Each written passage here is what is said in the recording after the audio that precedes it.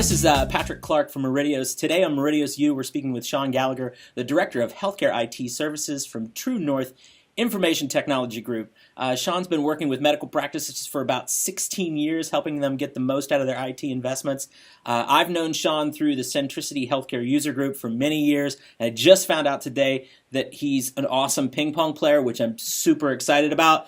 And I'm pleased to have the opportunity to talk with him. I'm really going to be excited to meet face-to-face soon to challenge these ping pong skills to see if I can drive you crazy. So that's really just one of my goals in life, is to crush everybody's dreams. And when they crush mine, really, such a small ego on my side that not even worth it. Hey, so Sean, welcome to Meridios U. Hey, so we're just going to jump right into the questions, and I think we got 3 or 4 questions here, and again, I'm just going to plod through them. Okay, so you and I, we've talked in the past about the gap between executives and the information technology group. So I guess the question that kind of comes to mind is, what in your opinion is a really good tool for executives to identify and reduce gaps in that knowledge base? Yeah, I think it's a really important question, and something that I've been pretty passionate about for the kind of the second half of my career.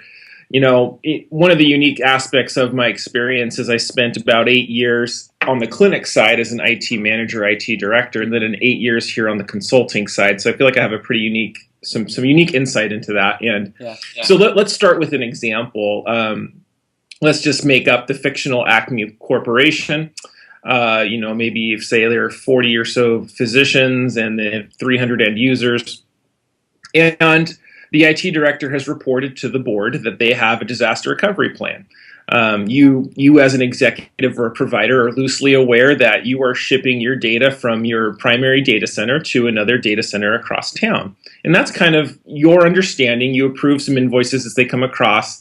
But where the gap would be is, in this particular technology instance, what if you did have a failure?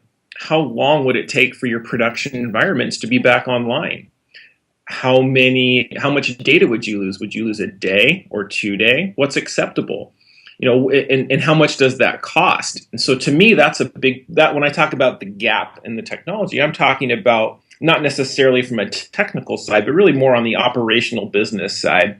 What's acceptable to tell a patient? Is it acceptable to tell your patient that, if we had a fire, we'd only lose 2 weeks worth of data and maybe we could come back online in 3 weeks. So really kind of working together with IT to understand not necessarily the IP protocol and the details, but the processes.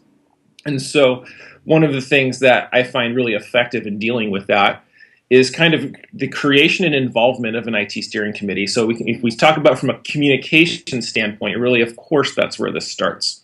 So with a steering committee that draws representation from the providers, from the executives, from the front office, from the back office, and then that group reporting back to the board and addressing these critical issues. A process that we help groups work with might be what we would call the IT maturity process. And that kind of sets a framework for having these conversations, a framework for how we report them. And so really, it's rooted in communication and then having a consistent, repeatable process that it brings up risk factors and how we address them as a business. Mm-hmm.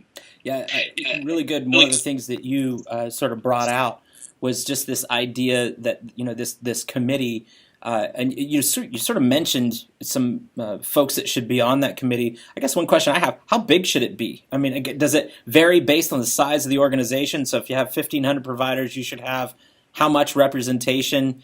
And I know this is kind of off the cuff, but I mean, what's your experience? Have you seen that they should be 10 people, less? 5?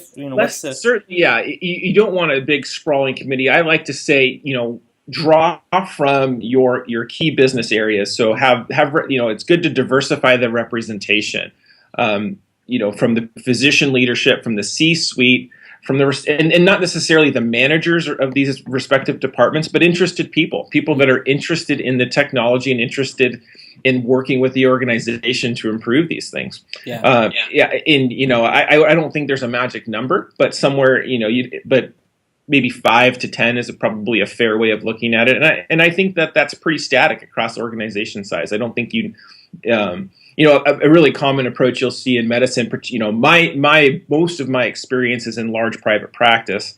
And what you have in large private practice is you have these care centers that are kind of loosely knit together or part of a bigger organization. So what's most common is you'll see people coupled together from those care centers. But usually it's like an administrator type, but maybe they're aware of technology or that's a strong suit of theirs, maybe not. Sure. So I would say gather people that are technically savvy from those respective portions of the practice. Excellent insight. That's great stuff.